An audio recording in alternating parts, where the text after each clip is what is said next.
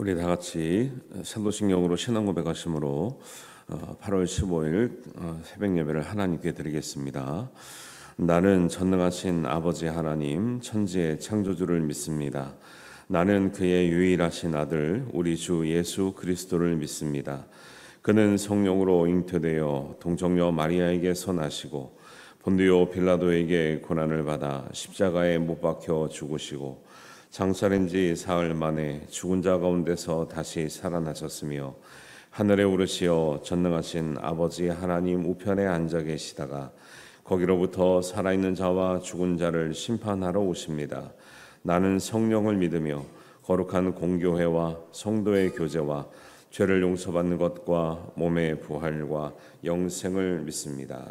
아멘.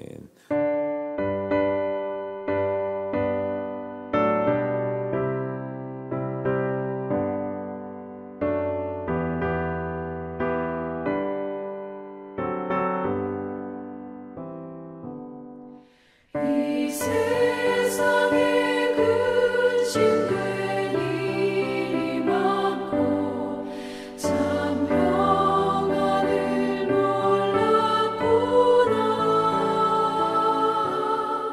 내 주 예수 나로라 부르시니 곧 평안히 쉬리로다.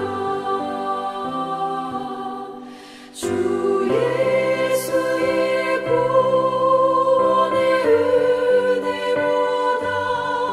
참 기쁘고 즐겁구나. 그 은혜를 영원히 누리겠네. 곧 평안히 쉬리로다. 이 세상에 공고한 일이 많고 참 쉬는 날 없었구나. 내 주 예수 날 사랑하시오니 곧 평안히 쉬리로다. 주 예수의 구원의 은혜로다. 참 기쁘고 즐겁구나. 그 은혜를 영원히 누리겠네. 곧 평안히 쉬리로다.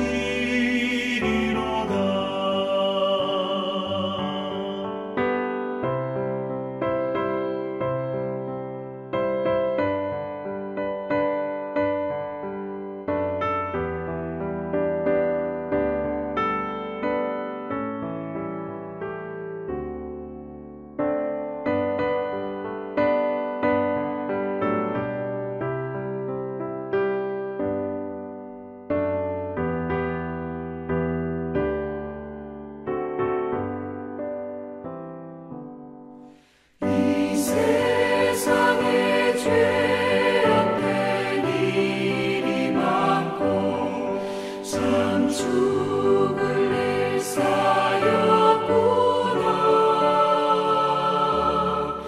내 주 예수 날 건져 주시오니 곧 평안히 쉬리로다. 주 예수의 구원의 은혜로다. 참 기쁘고 즐겁구나.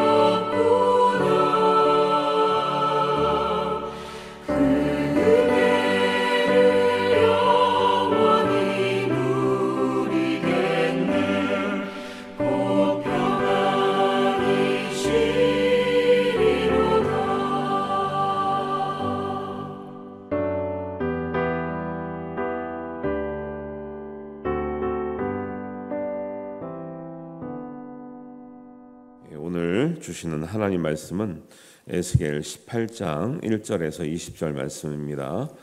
생명의 삶으로는 토요일 말씀 진도 보시면 되겠습니다.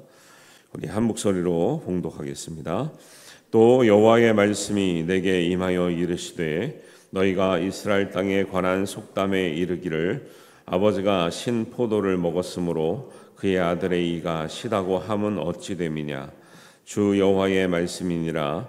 내가 나의 삶을 두고 맹세하노니 너희가 이스라엘 가운데에서 다시는 이 속담을 쓰지 못하게 되리라. 모든 영혼이 다 내게 속한지라. 아버지의 영혼이 내게 속함같이 그의 아들의 영혼도 내게 속하였나니 범죄하는 그 영혼은 죽으리라.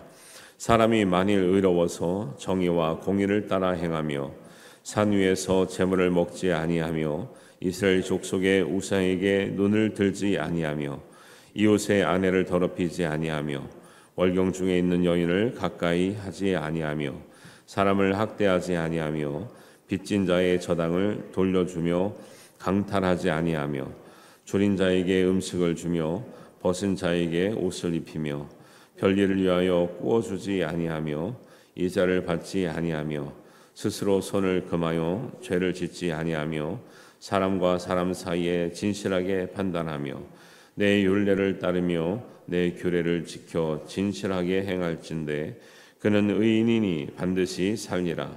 주 여호와의 말씀이니라. 가령 그가 아들을 낳았다 하자 그 아들이 이 모든 선은 하나도 행하지 아니하고 이 죄악 중에 하나를 범하여 강포하거나 살인하거나 산 위에서 재물을 먹거나 이웃의 아내를 더럽히거나 가난하고 공핍한 자를 학대하거나 강탈하거나 빚진 자의 저당물을 돌려주지 아니하거나 우상에게 눈을 들거나 가증한 일을 행하거나 별일을 위하여 꾸어주거나 이자를 받거나 할진대 그가 살겠느냐. 결코 살지 못하리니 이 모든 가증한 일을 행하였은즉 반드시 죽을지라. 자기의 피가 자기에게로 돌아가리라.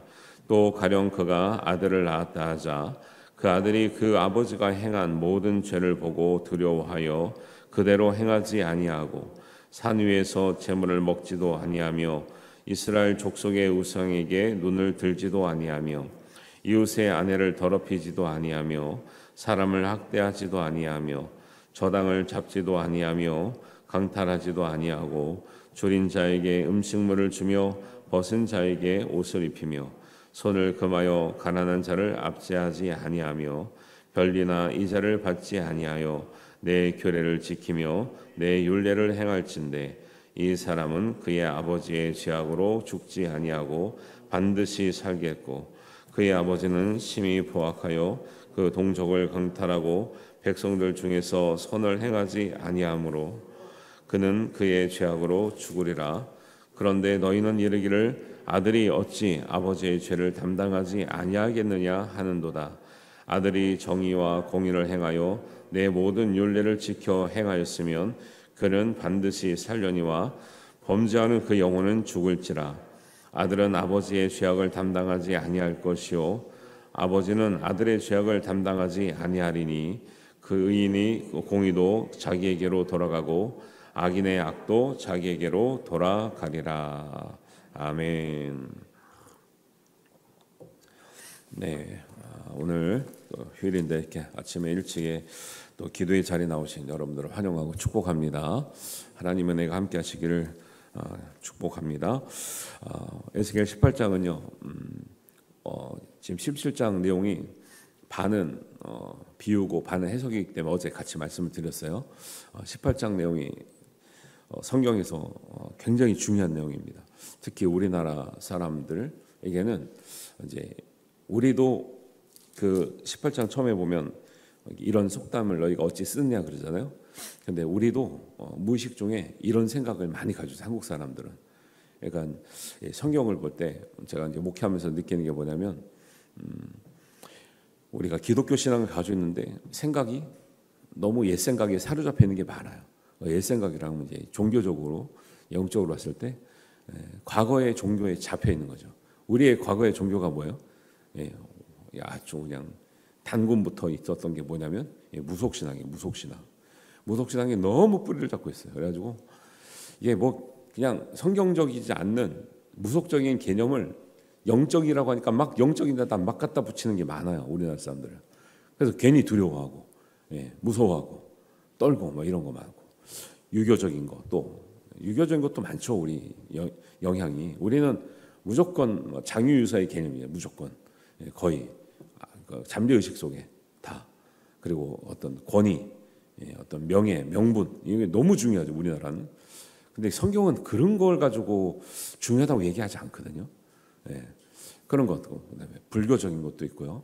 원래 불교도 우리 딸내미가 이제 국문학과를 공부하면서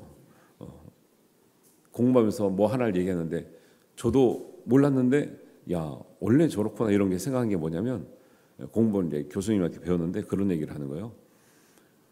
원래 유교는 원래 조상신을 섬기지 않는 게 유교라는 거예요. 원래는. 근데 사람들의 경각심을 주기 위해서 조상신을 강조했던 그 유래가 있었다는 거예요. 우리가 불교도 그래요. 불교도 우리나라에 들어오면서 또 대중불교가 되면서 좀 원래의 불교랑은 취지가 다른 것들도 많이 있어요. 어쨌거나 우리는 예수님 믿기 전에, 기독교 신앙을 받아들이기 전에 다른 종교의 영향이 너무 많이 받아들이는 거죠. 무속 받아들였죠. 불교 영향 크죠. 유교 영향 크죠. 그 다음에 또 개인적인 어떤 그런 신앙적 영향이 크죠. 그래서 기독교가 들어온 지 지금 한 150년이 지났음에도 불구하고, 우리가 그렇다고 150년 동안에 한 4세대가 흘렀는데 4세대를 믿는 집안은 없거든요. 간혹 있죠. 아주 정말 처음부터 믿었던 내력이 있는 집안들은 결국 한 2대나 3대 정도 믿어요. 그러다 보니까 아무래도 그 기독교적인 뿌리가 약하다 보니까 철저하게 기독교 신앙과 기독교적인 세계관으로, 그런 관점으로 무장이 잘 안 돼 있어요. 그러니까 막 섞여 있는 거예요. 이런 것들을 성경 보면서 잘 벗겨내기도 하고 정리도 하고, 온전한 말씀 중심의 신앙생활을 하는 게 되게 중요한데, 오늘 18장의 말씀이 그런 관점에서 굉장히 중요한 말씀이에요. 이거는 구약에서만 말하는 게 아니라 예수님의 제자들의 문제까지도 같이 언급하는 내용이 나오는데, 에스겔 18장은 구원과 심판에 대한 하나님의 섭리, 하나님의 기준에 관해서 말씀하고 있는데, 구원과 심판에 대한 하나님의 뜻과 섭리는 사람들이 생각하는 것과 달라요. 그런데 사람들은 하나님이 그렇게 보여주고 말씀하시는데도 불구하고 하나님의 생각과 뜻대로 믿지 않고 결국 자기 뜻과 자기 생각대로 믿는 경향이 굉장히 농후해요. 그래서 사람들의 생각이 축적되어서, 사람들의 경험이 축적되어서 하나의 격언으로 나온 게 뭐냐면 그게 속담 같은 거예요. 그죠? 속담 같은 거죠. 그래서 성경에도 그런 속담이 사람들이 늘 통용하는데 하나님의 뜻에 맞지 않다라는 속담이 대표적으로 나온 게 뭐라고 소개하고 있는 거예요. 2절에 보니까 너희가 이스라엘 땅에 관한 속담에 이르기를 아버지가 신포도를 먹었으므로 그의 아들의 이가 시다고 함이 어찌 됨이냐 이렇게 해요. 그러니까 속담이 뭐라는 거예요? 아버지가 신포도를 먹으면 아들의 이도 시다. 이게 속담인 거예요. 그럴 것 같죠? 그럴 것 같아요? 안 같아요? 우리는 안 같다고 생각할지라도 유대 사람들은 오랫동안 그렇게 생각하고 믿었다라는 거예요.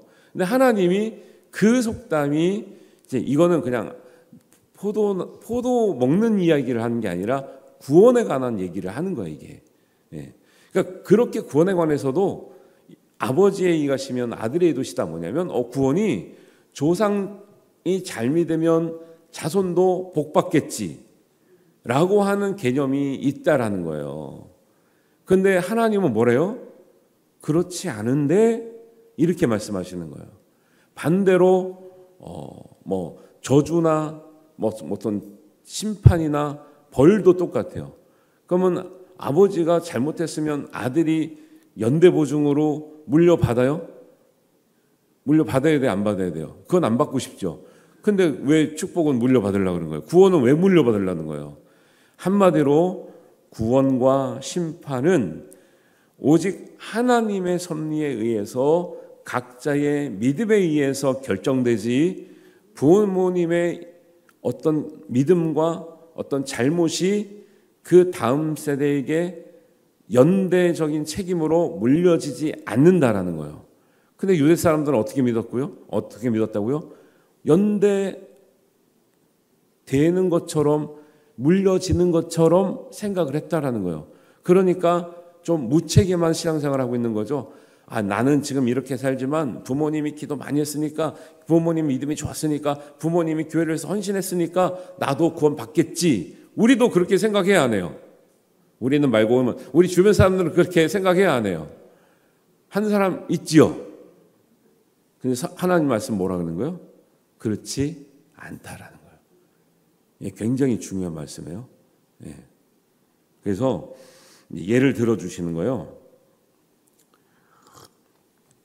5절부터 9절 보면 사람이 만일 의로워서 정의와 공의를 행하며, 그래서 막 우상도 안 섬기고 사람들에게 참 잘 베풀어주고 학대도 안 하고 별리도 받지 아니하고 죄를 짓지 아니하면, 그래서 이제 8절 끝에 가면 진실하게 판단하고 그다음에 9절 가면 이렇게 잘 살면, 하나님의 뜻대로 잘 살면 그는 의인이니 반드시 살리라 주 여호와의 말씀이니라.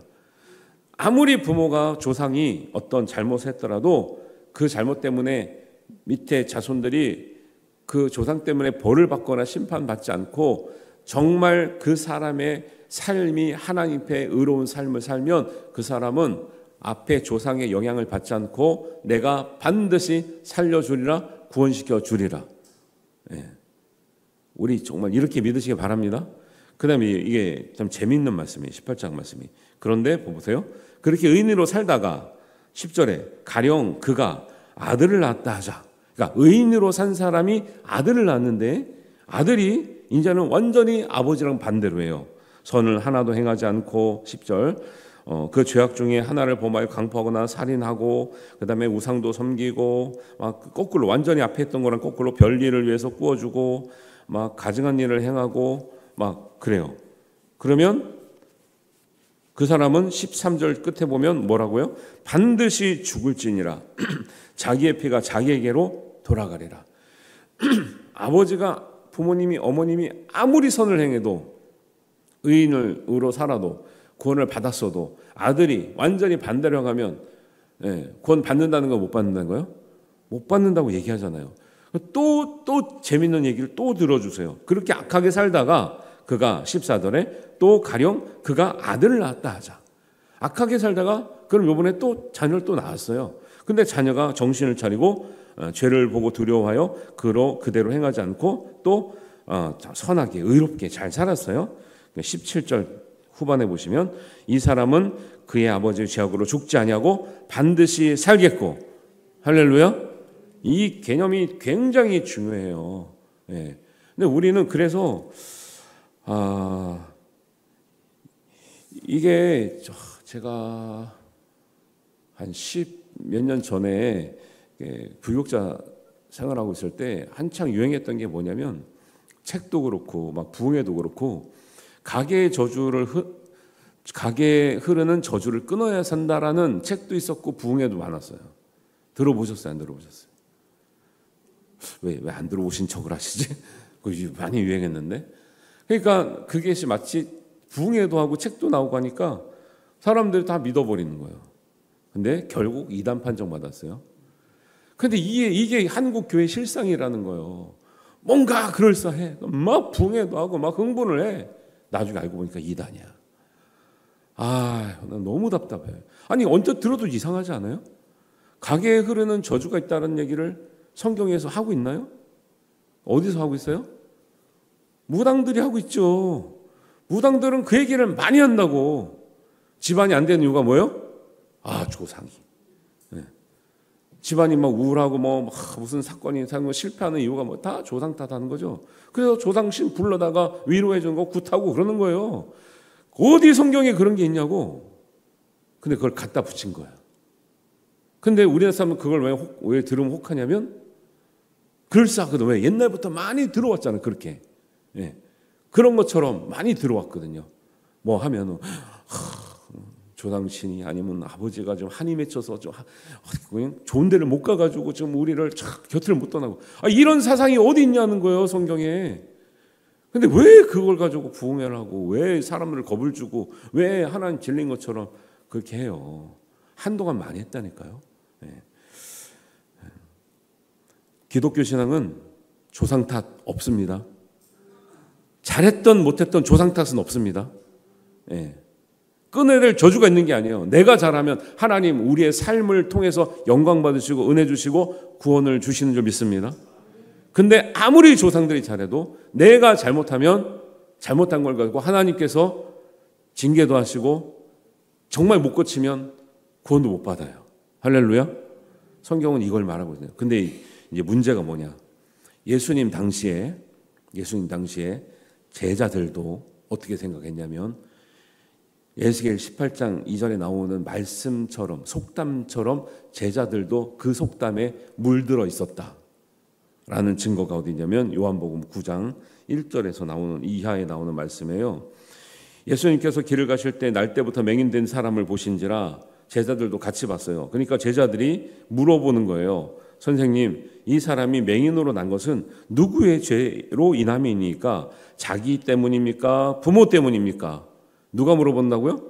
제자들이 예수님께 물어본다고요.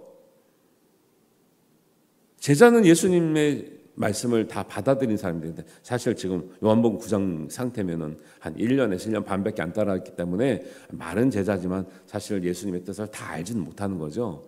그러니까 예수님의 제자라고 하지만 어떤 생각에 사로잡혀 있는 거예요? 유대의 전통적인 생각, 하나님의 백성임에도 불구하고 인간적인 경험과 어떤 인간적인 생각에 축적해서 하는 속담 같은 거를 너무 믿는 거죠. 하나님의 말씀보다. 그래서 뭔가 잘못된 일만 보면 자꾸 죄의 탓을 하는 거예요. 조상 탓입니까? 그 사람 탓입니까?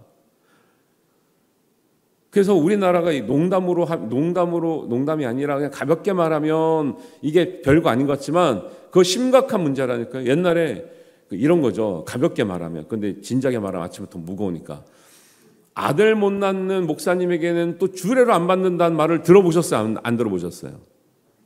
들어보셨을 텐데 요즘에는 딸이 귀해서 딸 낳은 목사님이 또 선호한다 그러는데 아니 그게 무슨 생각이에요? 무슨 도대체 어떤 근거에서 나오는 거예요? 예?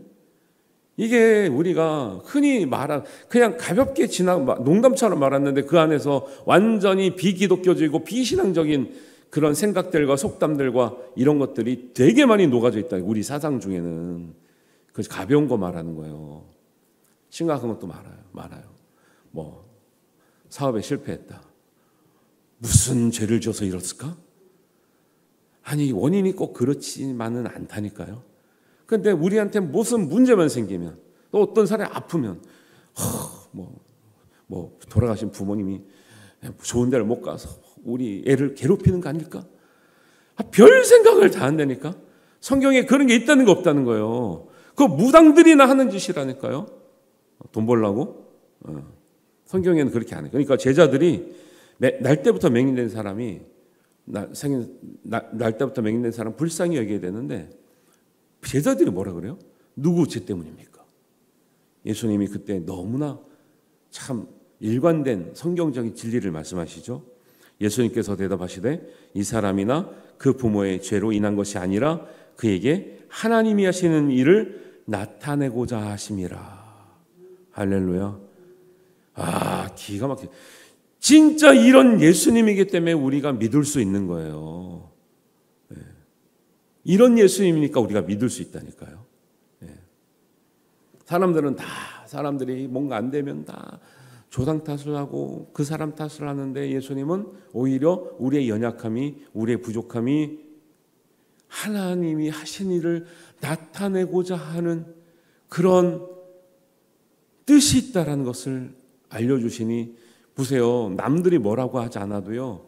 아픈 사람이나 예를 들면 이런 관념 속에 살아가는 민족이었다면 날 때부터 아프거나 아니면 부족하거나 하여튼간에 사업에 실패하거나 어려운 사람들은 가난하거나 이런 사람들은 다 무슨 마음이 있어요? 죄책감이 있다니까요. 남들이 말을 안 해도 남들이 말을 안 해도 내가 왜 이렇게 내 인생은 왜 이렇게 어려워질까? 왜 이렇게 힘들어질까? 다 마음에 부담감이 있어요. 그런데다가 다른 사람이 거기다 손가락을 찔러 너는 조상 탓일 거야. 너는 네 탓일 거야. 욥기에서도 똑같이 말하는 거예요. 욥이 고난당하니까 친구들이 와서 뭐라 그래요? 네가 죄를 졌으니까 고난을 당하지 죄 없는데 네가 왜 고난을 당하냐? 얘기하는 거예요. 그래서 욥기가 구약의 개념에는 그런 사상이 잘 안 드러나 있어요. 사실 하나님 뜻에는 그런 뜻이 있는데 사람들이 겉만 보는 거예요. 무조건 잘 되는 거는 하나님 축복이고 고난받는 거는 저주다. 아니면 징계다라고 얘기를 하는 거예요. 그래서 하나님이 욥기를 통해서 꼭 그렇지 않다. 고난도 축복이 될 수 있다라는 너무너무 중요한 말씀을 욥기에 실어 놓음으로 인해서 하나님을 믿는 사람들의 인식의 폭과 신앙의 폭이 온전해지고 굉장히 넓어지게 하는 거죠. 안 그러면 우리가 잘 믿다가 뭔가 잘 안 되면 다 무슨 얘기를 하는 거예요? 네가 죄 졌으니까 그렇지. 네가 회개해 그러니까. 우리도 그렇게 안 해요. 우리가 뭐가 일이 안 되면 아유 기도가 부족해서 그러지. 뭔가 잘못한 게 있어서 그렇겠지. 이런 얘기 하거나 하는 걸 들어보셨어요? 안 들어보셨어요? 들어보셨으면서 왜 안 들어보신 척해? 나는 교회에서 많이 들어봤구나. 성도들이 그렇게 말하는 거 되게 많이 들어봤는데 뭐만 안 되면 기도가 부족해서 그래. 뭔가 하나님까지 회개할 것이 있어서 그래. 아니 맞을 수 있어요. 그러나 남들이 그렇게까지 함부로 얘기를 하면 안 된다니까요. 본인이 충분히 깨달을 수도 있고 우리가 함부로 그렇게 단정할 수 없는 하나님의 오묘한 뜻이 있다는 것을 인정해야 된다는 거예요. 그러니까 이렇게 하니까 기독교인들이 자꾸 결국 자기는 은혜를 받았으면서 남들에 대해서는 자꾸 정죄를 하고 다니는 거예요. 그러니 은혜가 돼야 안 돼요. 그러니까 안 믿는 사람을 자꾸 상종 안 하려고 하는 사람도 있잖아요. 그러니까 거기도 그런 거죠. 그 지하철에서 예수 전당 불신조 그 기차역에서도 그러고 그런 분들 있잖아요. 그런 분들의 문제가 뭐냐면 복음을 전하는 것 자체는 너무 대단한 것 같아요. 용기가. 왜 그런 것도 또 아무나 할 수 없는. 근데 뭐요? 전하다가 안 들으면 요즘엔 뭐 그런 걸 많이 못 봤는데 그 전에는 이런 현상을 많이 봤다는 거예요. 복음을 전하다가 안 받아들이면 막 저주를 내. 안 믿으니까 그러다가 지옥 가! 막 이래. 아, 왜 협박을 하고요? 왜 정죄를 하냐고. 안 믿을수록 더 불쌍히 여기고 어떻게 하나님께 돌아오게 할까? 어떻게 내가 더 사랑을 많이 해서 감동을 시켜서 하나님 사랑을 보여줄까를 해야지. 전하다가 안 받아들이니까 막 저주를 하고 그러니까 지옥까지 지옥 갈 인생. 안 믿는 것들은 이렇게 말하는 것 자체가요 굉장히 비성경적이라는 거예요. 긍휼히 여기시길 바랍니다. 이런 게 굉장히 중요한 복음이고요. 예수님도 바로 잡아주잖아요. 제자들도 말이 제자지 못 깨닫는 거예요. 그러니까 예수님이 바로 가르쳐 주시는 거예요. 근데 우리는 이런 아주 중요한 얘기들이 성경에 다 있어요. 그런데도 성경을 모르니 자꾸 엉뚱한 소리를 하고 다닌다. 정리합니다. 의인으로 사는 거 참 힘들어요. 구원받는 것 참 은혜로 받는 것이에요. 그러나 영원한 의인은 없어요. 조상이뿐만 아니라 나도 우리 자신도 우리가 젊었을 때 잘 믿었어요? 영원히 갑니까? 그렇지 않아요. 영원히 안 가요. 노년이 될수록 신앙생활 더 열심히 하셔야 돼요. 젊었을 때 현역일 때 기도 못하시고 바쁘시니까 뭐 못하셨다고요? 은퇴하셨으니까 성경 공부도 많이 하시고 기도도 많이 하셔야 된다고요. 안 그러면 80, 90 되시면 우리가 어제도 반대풀 모임 할 때 나타났어요. 다들 공감하는 거예요. 80, 90 되시면 믿음이 너무 떨어지더라. 너무 떨어지더라. 아프고 눕고 요양병원에 가고 자식들 떠나면 믿음이 너무 떨어지는 것 같은 느낌이에요. 떨어진 건 아니에요 사실. 떨어진 것 같은 너무 힘든 마음이 있더라. 교회에서 정말 교회 나올 수 있을 때까지는 정말 신앙을 북돋아주고 신앙을 세워줘야 그분들의 마지막 편찮으시고 교회 못 나올 때 외로울 때 그때를 버티지 않겠냐. 이런 마음으로 정말 우리가 태어나면 유아세를 주고 하는 것처럼 하나님 부르시는 그날까지 교회가 정말 온전한 신앙 지킬 수 있도록 돕는 일이에요. 그게 어떤 분이 그런다고 그래요. 그 스텝들이 말하는데 누가 그런데요. 반딧불 학교 거기 먹고 노는 데 아니냐 그런데 상처를 엄청나게 받았대요. 우리 인식이 그 정도 수준이라니까요. 제가 그 얘기를 사람들이 이해는 못하겠지만 안 한 게 아니거든요. 그런데 사람들 그렇게 오해를 하는 거예요. 다 사람의 생각으로 판단하는 거예요. 교회가 먹고 노는 일을 할까요, 제가? 그걸 위해서 제가 목회를 할까요? 그러니까 우리의 선입관을 버리시고 하나님의 말씀대로 잘 믿으시기 바랍니다. 의인으로 사는 것 어려워요. 은혜로 사는 거예요. 은혜로 구원받았어요. 영원한 의인은 없어요. 반대로 우리가 원래 죄인이었고 의인으로 못 살기 때문에 죄인이에요. 죄를 많이 졌어요. 그래도 영원한 죄인도 없다. 하나님의 은혜가 있으면, 우리가 하나님 앞에 결단이 서 있으면 어떤 죄인이라도 어떤 사람이라도 구원과 은혜를 받게 될 줄로 믿습니다. 그러니까 이런 말씀이니까 함부로 정죄하지 말고, 함부로 판단하지 말고, 안 믿는 사람일지라도, 지금 죄인일지라도 긍휼히 여기며, 긍휼히 여기라니까 또 같이 놀라는 게 아니에요.